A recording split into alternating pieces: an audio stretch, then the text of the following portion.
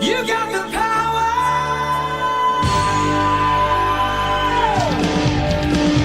Yeah. Rise, A&M football. Are you serious? Well, you know what? Rise to 6 wins. Let me ask you this, because I think it's maybe the same for you. Off day with Ballpark Nation. Andy and I are here. We're going to be talking a little bit of college football, and then a lot more on Friday. Good weekend for the Stros. Also, we're going to talk the movie Weapons. But I want to ask you, Andy. You know, we always talk about how there's nothing more exciting than March because every team is undefeated, and there's always a sense of hope. Is it just me? Or because of the way college football works, you kind of know how the year's probably going to go before it kicks off. And so that hope level, like I am hopeful now, but I wasn't super hopeful during the Tom Herman era. Yeah. With the levels of money that are involved, I think the teams that could win, and by win, I mean make the playoffs and have a good showing in the playoffs, are kind of predetermined. Now, there's some fluctuation at the bottom of that group, but you can pretty much look after the portal window closes in the spring and kind of know which teams you should be expecting to see there. Are there upsets in that? We've both experienced it with our own teams where you had very high expectations, or at least the nation had high expectations, and that didn't live out to be real. But by and large, I think college football kind of follows a model that you know what's going to happen, even if you don't know the exact particulars of how you get there. All you need to do is look at how every preseason ranking, pretty much the same teams are always in the top 20. The order might vary. But then you get to, and I'm not picking on your school, I'll pick on Notre Dame instead. You have a school like Notre Dame that's always in the top 10 preseason, regardless of how their season is going to go, is projected to go, because they're a name brand. And for some reason, the people who put together the AP poll and the coaches poll seem to think that if we put name brands in the top 10, more people will look at it. I don't know how that works because it takes Joe all of 30 seconds to look at a poll. But anyway, there are schools that give extra consideration based on who they are, what their history is, number of different things. And I think eyeballs to TV sets is one of those things. Texas has benefited from that past. A&M has benefited to a lesser extent from that in the past. Notre Dame, I think, is one of the biggest offenders of that. It's not Notre Dame even doing it, but it's they are the Yankees. Notre Dame are the Yankees. They are the Cowboys. They are always going to get that. But you get credit for something you haven't done and probably aren't going to do. It gets annoying to those of us who live in Lesserville, I guess. Do you think this changing landscape of college football is going to help swing things back into Notre Dame's way, because now that money is a bigger factor than it used to? Because clearly the sport was heading way regional, although wake up and look, and now the Big Ten have now won the last 2 national championships. So some of that might be shifting with the natural flow of the sport. But do you feel like now Notre Dame can throw its dick on the table in the form of money and start money whipping recruits that maybe they couldn't have 5 years ago? In theory, yes. Notre Dame still has an academic problem. In the sense that they care about academics. They do, and it does hold them back to some extent from getting the bluest of blue chips, because the guys that are most interested in NIL, the guys that you could most likely money whip, aren't necessarily in the same Venn diagram. That there's not a lot of overlap between those guys and the guys who are really considered the student athlete who really values the Notre Dame education. Otherwise, Stanford could throw a lot of money at people and have an education that's probably superior to 99% of the colleges that they would compete against for recruits. Knowing that you and I also represent schools with also very good academic plan, but we're still saying Stanford and Notre Dame are above those. 100%. And I don't feel any shame in saying that. There is 100% a value perceived and real for a Stanford education, a Stanford degree. Notre Dame, to some extent, has that same cachet. a Harvard law degree, not an undergrad degree, because those are easy to get. The Harvard law degree is better than a lot of other law degrees. That's okay to say. Harvard undergrad. Nobody from Harvard's watching this show, man. But Harvard undergrad's a joke. It's got the name, but the name is all based on the law school. Yes, right. Totally. Okay. All right. Well, yeah, I mean, it's interesting because I do think that part of why these polls always put Notre Dame up there is I think Notre Dame being good is good for the sport in the same way the Yankees being good or the Cowboys are being good or the Lakers are being good or good for those respective sports. It's just, I was wondering if you felt like the worm could turn, but you're exactly right. They're not going to lower their academic standards. If they haven't yet, they weren't going to. And I don't think the world works that way anymore, that you can will a college football team by ranking them highly into being good or bad. I mean, I just don't think that's a thing you can do. Believe me, if you could, I would have a much different outlook on college football than I do this year. However. Well, it's funny because I was thinking about something similar where, Texas is in a really good spot. And if this were the BCS era, Texas could almost pretty much guarantee a spot playing for the national championship right now. Mm-hmm. But it's not that. Now there's this thing called a meritocracy where you're going to, but also opening up for randomness. Obviously I want to dive a lot more into that, but I want to just get a broad, we are still a full week away from both teams kicking off. Let me give you. We're in game week, sir. That's what I'm saying. We are 6 or 7 days. Jessica and I are going to find a place in Sugar Land because for some reason the biggest game of the year on Fox is at noon. It's big nooner. This is again another example of the media trying to will something being important. That okay, you've got the number 1 and number 3 teams playing in the season opener. Of course, that's a noon game. Why would you want that on prime time? The only nooner I'm used to being excited about is the other side of that is you don't really want to be in Columbus after dark. No, you don't actually. No, it's also there's a whole we'll talk. There's a whole thing with that too, with right or wrong or indifferent, to quote a phrase you use all the time. My opinion of Ohio State has really changed since that documentary, and I know it's not fair because I know that every school's got skeletons, but I wasn't even talking about that. Columbus, the area around the campus is lovely. Columbus itself is a dump. It's a dump. Yeah, I've spent a lot of time there when I was doing film work. It is a dump. Let me ask you this: so you have A&M going 8-5, right? Is that what you? No, I have them going 6-6. Okay, 8-5 is our ceiling. Okay. A&M goes 9-3. Why? What do you think Notre A&M has that you think could? I think Marcel Reed could be a difference maker. I don't think that I'm not going to buy he can't throw a deep ball based on the 6 deep ball passes I've seen that were passed by a A&M blogger. Do you think that there's something in there that can elevate the team if everything goes the right way?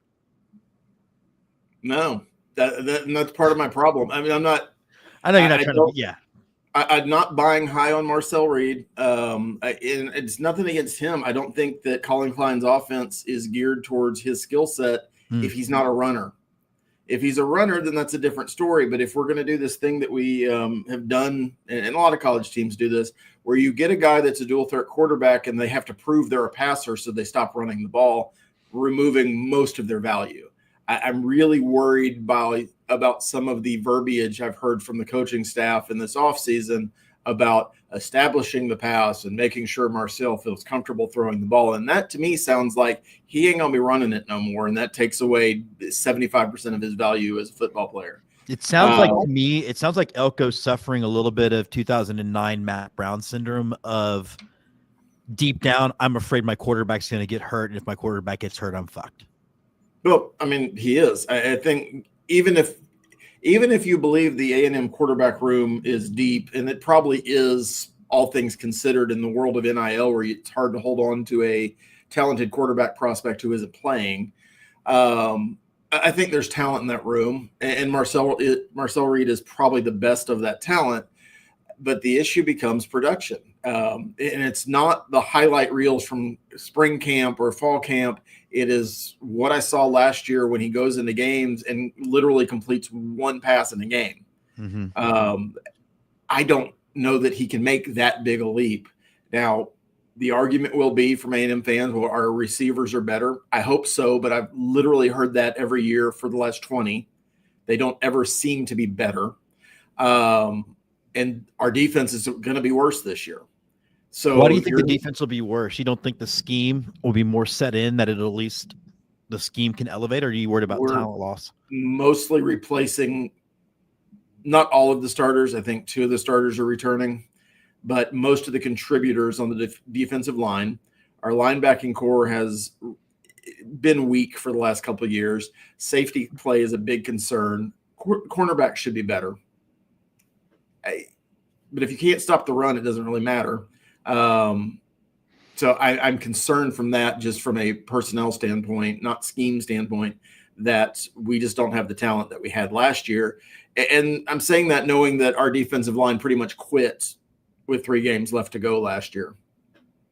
And you can, think of what all the reasons why they were, saving themselves for the NFL, trying not to get hurt, realize that, you had the entire thing in front of you, and that those defensive line, that the personnel just quit on the team last year. Yeah, it's funny because while on the scoreboard, our game didn't look like it was a dominating performance. That defense was surprisingly pushed around in that game. I was shocked.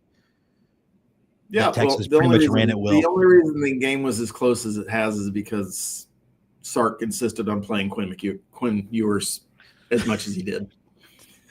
Ewers tried to make it a close game. I mean, to the point that you kind of wonder, was he shaving a little bit? Just did he have money on the game? Because the game was brought to you by DraftKings. Everybody else has money on the game. Why shouldn't he? Right? Exactly. And if it was, we'll keep it within 10. I'll throw that interception. I think, and I don't want this to be a rumor we start on this show, but a rumor might be good for the show. I believe him and Shohei share the same bookie. So I've not seen them not together. Yeah, prove it. That's how it works now. Prove they not are together. Okay, so let me ask you this. Texas wins a national championship there. Why or why not? Give me a reason for both of those things. I'm on the record saying they win the national championship next year. Maybe not this year, but what do you see from, an hour and a half away or 3 hours away, I guess, from where you are now to the 40 acres? I think the team in Austin should live or die with the defensive personnel, the defensive scheme that has a chance to be the best in the country in 2025. And it will allow, and I do believe this is necessary, I know some Texas fans are going to disagree with me, that are going to allow Arch Manning to grow into the role that he has been given. I think it is, I know it's great for the fans, and I know it's great for a program to have this kind of hype, but I think it's remarkably unfair to expect Arch Manning to come in and be the Heisman front runner. Yeah. That's a lot of pressure. And he has all the DNA in the world to be set up for it, but he still has to do it. You will have for the first time teams entirely game planning to stop him. That hasn't been something he's had to deal with yet. And to your point, I know he had 2 starts last year, but that it's different when you're the guy. Well, but not only that, to your point, for as much as he looked good and his starts and his spot duty against A&M, he looked horrendous against Georgia. There is as much evidence out there to say he's a kid, and he's got, to your point, he's gonna have to grow into it. It's what made the whole I might enter the draft next year after all thing kind of weird for me. And I guess what I should just look at it from a Longhorn fan, correct me if I'm wrong, but if he enters the draft, it's because they won the national championship and there's nothing else to do. Probably. Maybe. Yeah. I think that Manning is a great talent, obviously. I just think that he is going to have some growing pains, and Texas fans are notoriously tolerant of their quarterbacks having their growing pains. I don't know who your backup is, but I would expect to start hearing conversation about him if there's any stumbles at all. It's actually a pretty stacked quarterback room, though. Quarterback room right now. I think we've got another 5-star back there, and then another 5-star committed. So who knows what that means, though, with the transfer portal. Yeah, I mean, we'll obviously dive a lot more into this Friday. I am consciously optimistic. I do think we'll win on Saturday, and I just think it's because, in fact, there's the line is kind of starting to shift a little bit. And I think Ohio State just has more questions than we do with personnel, even though there's a lot of being replacing and stuff. But there's apparently, I don't know if this is real or not, but I saw an account that said the SEC that Fox is actually concerned it could be a blowout one way or the other because of it's a noon kickoff and there's 19,000 other games on and people start changing the channel if it's a blowout. I don't know. Maybe put the best game of the weekend in prime time, and that would be less of a concern. But Primestein with only one other against it or whatever it is. Yeah. Yeah. It's, it'll be interesting. From A&M's perspective, yes, I think we'll beat UTSA. I'm not calling for an upset there, but what's going to happen is we're not going to cover. I think the line's 22.5 or 23 last time I looked. We're not going to cover because Jeff Traylor, who is the head coach of UTSA, 2 years ago was basically telling people that he had the A&M job, even though they weren't even going to interview him. So I expect to burr up his ass. He is a good offensive coach. I don't think they have the talent to win that game, but they have the talent to put up, 4 scores, which means our fan base is going to panic because I've already seen it on message boards and on social media about how they want A&M fans need to see a dominating performance the way other teams dominate lesser teams. And I just don't know. I know it happens. I don't know that it happens as much. I don't think A&M is capable of blowing anybody out at all. But I don't think it happens as much anymore because let's say Mike Elko and his team gets up by 2 or 3 scores. He's going to have to play guys that he normally wouldn't have to play because of NIL, because of the transfer portal, because those guys are going to want to be able to get snaps. And for some of them, this game, the game against Samford later in the year, the game, whoever we play next week, that's bad. I don't even remember. There's 3 games where that's where you're going to get your playing time if you're a freshman and you're not the most heralded freshman on the team. And if you don't keep those guys happy during that, and those guys typically have growing pains in those kind of games. So I expect something like a 35-21 sort of game. I think you hit the nail on the head. And also too, UTSA is not the program that it's not Rice or others. Like UTSA is actually a pretty good football program. And like you said, Jeff Traylor's a good coach. And I think he will end up having a higher profile job, if not the end of this year, but the end of next. So I think you win 31-14 or something like that. You should actually be pretty happy with that win, in my opinion. Yeah, but we won't be. Which just causes more. It's who we are. It's who in our DNA, and it's decades of disappointment lead to that kind of stuff. So I know you don't have to experience that over in Austin, but we certainly do at College Station. No, we just are pretty good at being delusional about it. I mean, we are hitting the 20th anniversary of our last national championship. So it's been a minute. So we'll see how that goes. But it was a good weekend for your Astros, and even in the loss, it was a good loss. Let's put one thing out of the way. Yeah, the Astros didn't hit yesterday, but they were actually facing a very good pitcher who should be in the Cy Young conversation. I don't know why he's not. He should be. I think he rolled into that game with a 1.49 ERA across. Maybe he doesn't have enough innings pitched, but I mean, I think over a dozen starts. But you have to be impressed, Andy, with what Arrighetti ended up showing, at least in my opinion. What are your thoughts on Arrighetti's start yesterday? No, you needed progress from Arrighetti just the same way you're going to need to see progress from Javier in his next start. I mean, you just do. One of these guys, hopefully both of these guys, are going to have to start pitching into the 6th inning consistently. And Javier started off a little bit better in his return, but has had 2 kind of stinkers in a row, and I was sick for one of those. Arrighetti didn't really have a good start up until yesterday.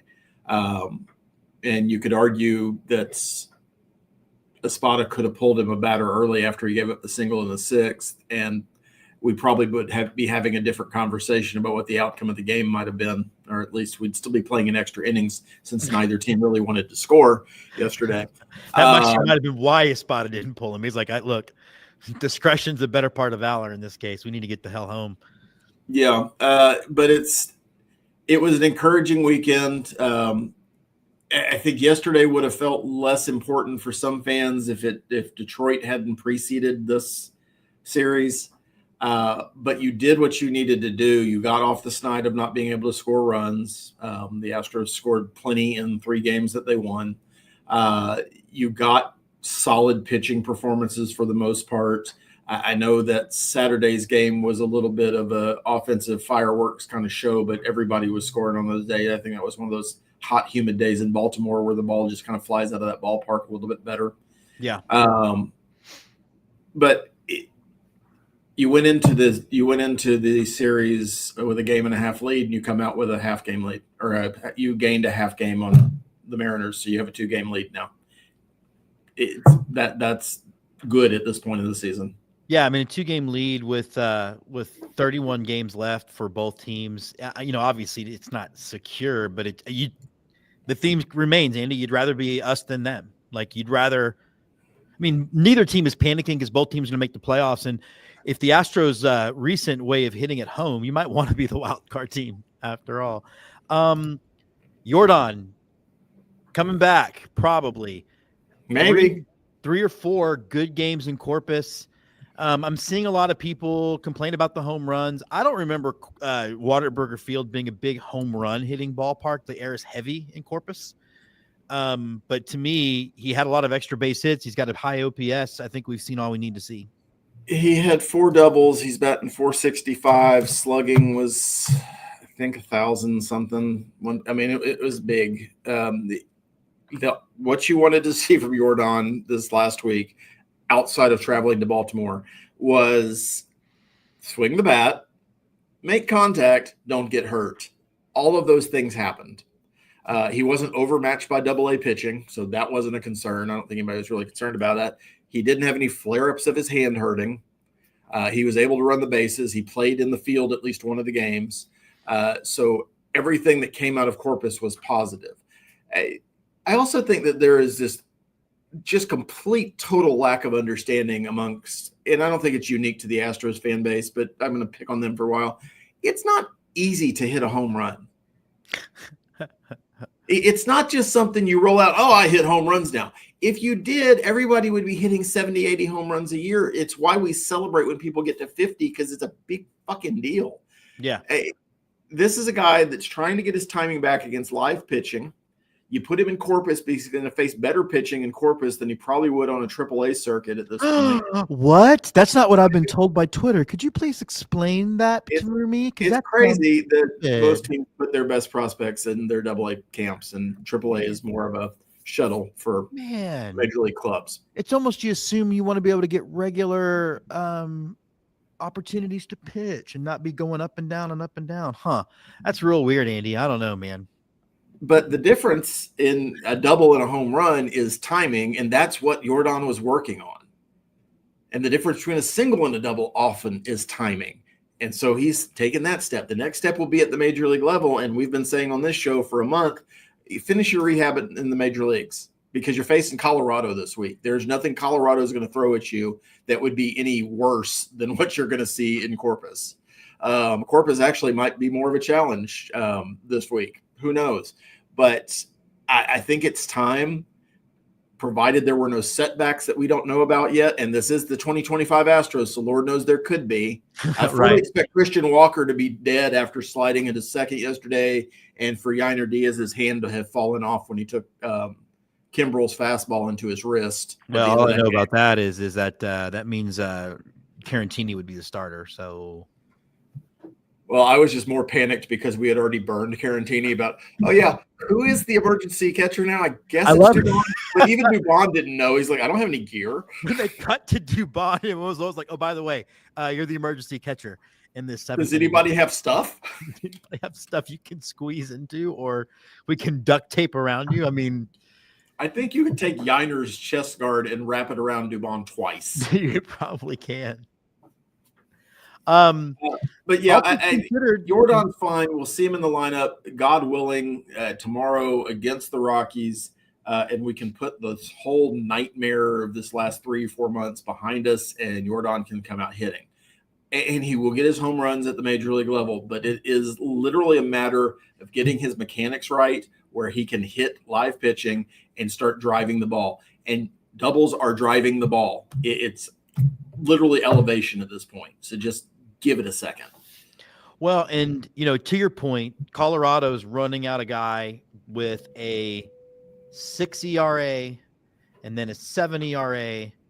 And I know I'm supposed to look at wins and losses now, according to people, but I'm not going to, although these guys don't have those either. A 7 ERA, and we're rolling out Brown, Fromber, and the ace of the staff, George Costanza. This is the perfect landing spot for Yordan to come back and play for the big league club. I mean, there is a world where this is our wild card rotation preview. And the one I'm most concerned about is Fromber. The one I'm least concerned about, honestly, is Jason Alexander. Yeah, it's funny because his numbers are inflated, but I think it was Schwab shared a graphic that showed his numbers with the Astros. He's got about a 2.7 ERA. Like, he's actually been very good for us. If you take out the shelling he got against the A's back in June, maybe early July, when the whole team was playing really, really badly, and I think we got swept in 4 games. Yeah, you've ended that little experiment this year, right? I've actually now gotten rid of. In fact, speaking of Lassie, I've given my last tickets are gone. So yes. Okay. So hopefully this all clears up the home play. I hope.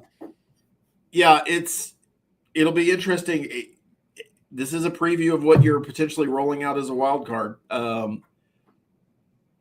was also kind of encouraged. I know we're backtracking a little bit. McCullers didn't look horrible. That's what I was going to ask next. Yeah, like McCullers, all things being considered, I saw the best thing is like his pitches still have life. He just can't land them right now. But I think that's something you can fix, probably not this year, but you can fix in an offseason. Maybe he gets lucky and starts getting a little bit more command of it. But stuff and being able to throw strikes don't always go hand in hand. I think he becomes more of a strike thrower with a fully healthy offseason to work on mechanics. And I just don't think there's enough time left in the season, honestly, to fix that. But if he has another start like he had in Baltimore, I got to think that he's going to somehow be included on a postseason roster, which 3 weeks ago I would have said there's no way. Yeah. So good for Lance. AJ Blueball. Let's talk a little AJ Blueball. I think he's going to be your long guy. Playoffs are a different animal, as we've talked about and we've seen. You don't necessarily need your starters. It's great if they can. If you've got the rotation that we had in 2019, where it's Cole and Verlander and Greinke and Morton, and everybody goes 8 innings, fantastic. But that's not the Astros in 2025. So you're going to get Hunter probably overthrowing and make it to 5 innings. You have no idea what you're getting from Fromber these days. And that, I think, maybe is part of the biggest disappointment I have this season, because I would have loved his ego to take over where he actually pitched well for his free agent season. Yeah. That I know he's got wins, because that's important. Wins are the most important stat in baseball, I've been told. Yeah, except, when you blow up regularly and give 4 to 6 innings or 4 to 6 runs in a single inning 4 games in a row, that's a problem. But I think Blueball becomes a guy that's very important for the Astros the rest of the way and into the playoffs, because he is a guy that can throw multiple innings in the middle of a game and throw strikes and get guys out with his stuff. To this point, the Astros haven't had really a long guy in their bullpen this season. Yeah, the one long guy they had was Gusto, who kept being forced to be a starter. Yeah, he was way better as the long guy than he was as the starter. I mean, it was always fascinating. And I guess that Walter's probably done for the year. I know they're not saying that. He's just shut down right now. But in part because the year's over, right? Like, that's the thing. Yeah. There's 4 weeks left in the year. Yeah, I don't get the idea that there's structural things wrong with Brandon Walter, but I don't think he's going to make it all the way back, because as of yesterday, the Florida leagues are shut down. Dominican leagues are shut down. We're just down to our 4 minor league teams, and they only have 25 games or so each.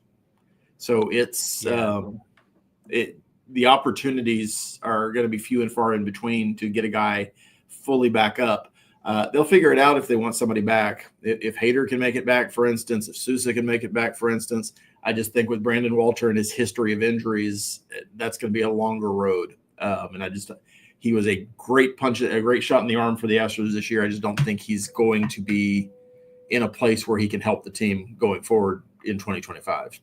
Yeah, I mean, to your point, the Hooks have less than a month left in their slate. You're to your point. There's no time left for guys that are not Josh Hader to be able to get out there and work things out. Yeah, so it'll be interesting to see. I'm far more concerned about the consistency of the offense. You saw good things this weekend.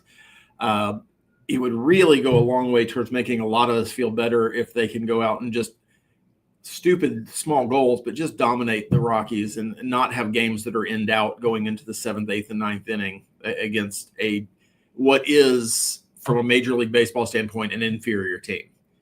I know anything can happen on a baseball game. Anything can happen in a baseball series, but this is a really bad Rockies team. This Rockies team may be worse than the White Sox were last year. It's historically bad, and as you know, when you get to this point, your teams are going to do one of two things. You're going to either do what the A's are doing, which is kind of being a little bit of an upstart, or check out, and I think the Rockies have checked out.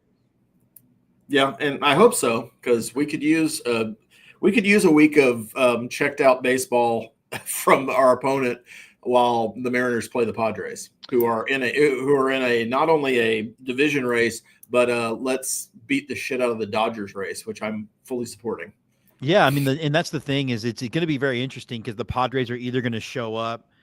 I think they have a game lead in the division now, so clearly they still have a lot to play for. I have the standings pulled up here. I don't know why I didn't just look.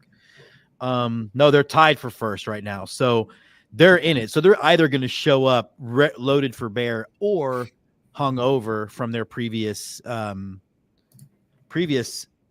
thing. But I will say this, though. The one thing that came out of the Mariners game, did you see the video of the kid eating popcorn? Yes. There is no better life than that kid was having. With his face shoved in popcorn. Bag. Yeah. Just going for it, man. Like, we should all go. We need to be popcorn kid. We all need a little interior popcorn kid inside us. I mean, you're at the ballpark. A, that's good.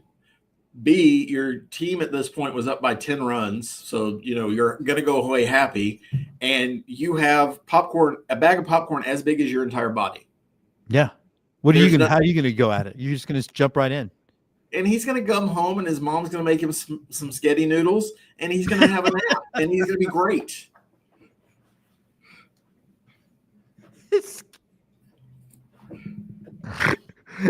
Spaghetti noodles. That might be the funniest thing you said on this show, and you're generally speaking a pretty funny guy. That was good. I like it. Spaghetti noodles. I am disappointed that the series between the Dodgers and the Padres that ended this weekend was the last time those teams faced before a potential playoff matchup. They have to go the whole month of September just chasing each other, not playing head-to-head. Yeah, Major League Baseball does that with its schedule, and it's so weird to me because, we have one more series with the Mariners left. It seems like you front load them and then you back load them and then you let the middle be this sort of. Well, I think this is one of the reasons that expansion will be necessary because I think it's easier to set up a schedule with 4 divisions of 8 or 8 divisions of 4 versus the way we have it now. But it makes no sense to me that we're playing. I'm at the Padres schedule now, but I'll give you an example. Why would the Padres be playing series against the Orioles in September or the White Sox in September? That shouldn't be a thing that happens. No. The month of September should be nothing but NL West opponents for the Padres. That would be fun, especially if you're a contending team. And as it is, they have 1, 2, 3 out of 7 series in September against NL West teams, which it's bizarre. It's bizarre. The Astros schedule is similar to that. It's Major League Baseball has got so many pieces of low-hanging fruit they could fix that they just don't seem to have any interest in fixing. No. Hey, speaking of fixing and low-hanging fruit, We both saw the movie Weapons. My text to you was, and I was very looking forward to this movie. I was very excited about it. I loved Barbarians. I'm all in on what this director does, but it was a really good movie, man, until it wasn't. And then it turned into a comedy at the end, and I don't get it. I don't understand how they didn't watch that in the test screening or in the editing process and go, we might need to rethink how we end the film. And I think the ending is divisive. I enjoyed the film because I thought the whole movie was bordering on being a comedy throughout. It had a good mix of tension and humor, and whether that was unintentional or not, I was picking up on a lot of funny things. So it culminated in the track meet, is what I'm going to call it. It just felt like a continuation of the entire theme. I mean, I keep wanting to call her Gertie, and that wasn't her name. Gladys is a comedy character. I know she was frightening. I know she was the antagonist. I know that she was the source of evil in the entire movie, but she was hilarious. I just felt like you don't decorate her to be a clown unless you wanted people to laugh at her. Well, I mean, I guess so, but I guess for me, I got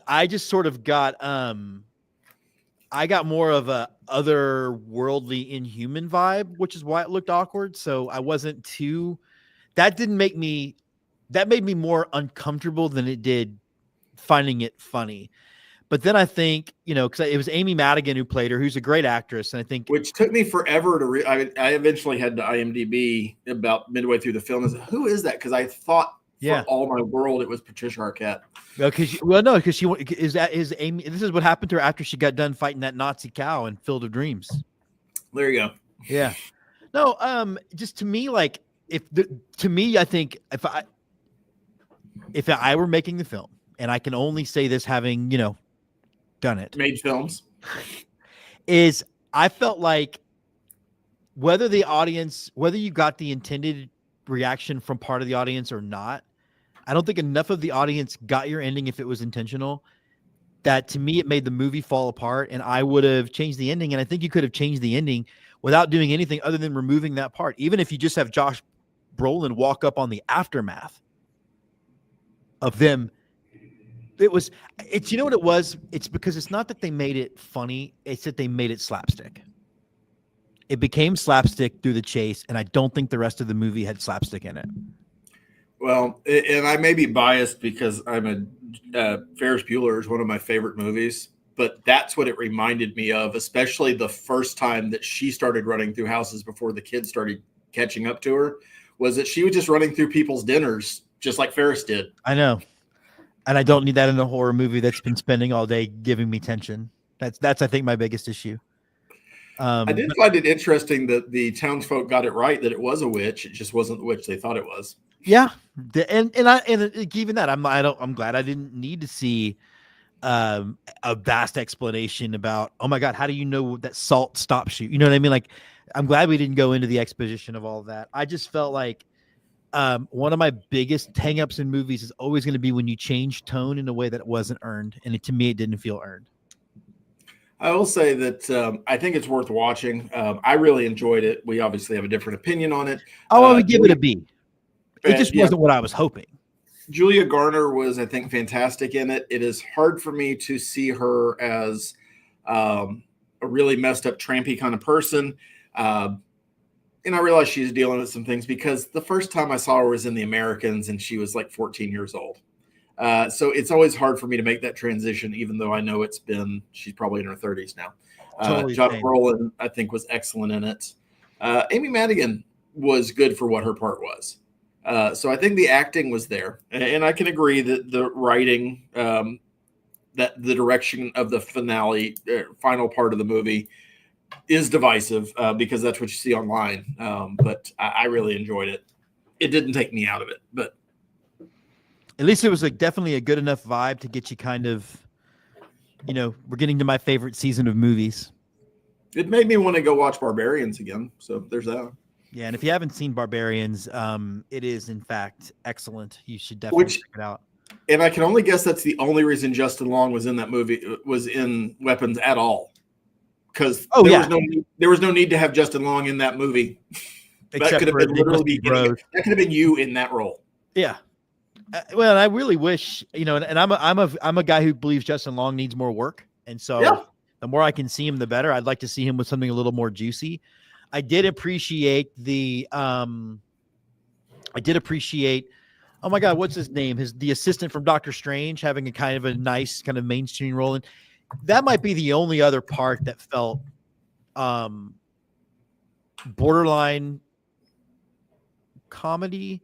I would have loved a little bit more of Han Solo's thread about what happened with anything was in the needle, because boy, that sucked. But yeah, all in all, I give the movie a B. It's definitely worth watching. It'll definitely get you into the mood for Halloween if that's your bag. I did not realize that Justin Long was married to Kate Bosworth. So Justin Long wins. What a lovely little family. Well, I bet they make pretty babies. Probably. With a good sense of humor. Wasn't she a Lois Lane? She was a Lois Lane. She was actually, I think, a very good Lois Lane. She's just kind of shat on. There's miles of she's not as good as Amy Adams and certainly not as good as Miss Maisel, but light years better than crazy ass Margot Kidder. There is that. Yeah, I mean, she really was crazy. All right, so what's not crazy is we're going to be back on Friday to do a little bit more previewing of your Longhorns. No, my Longhorns, your Aggies, and our Astros. For Andy, I'm Jim. This has been Off Day with Ballpark Nation. And then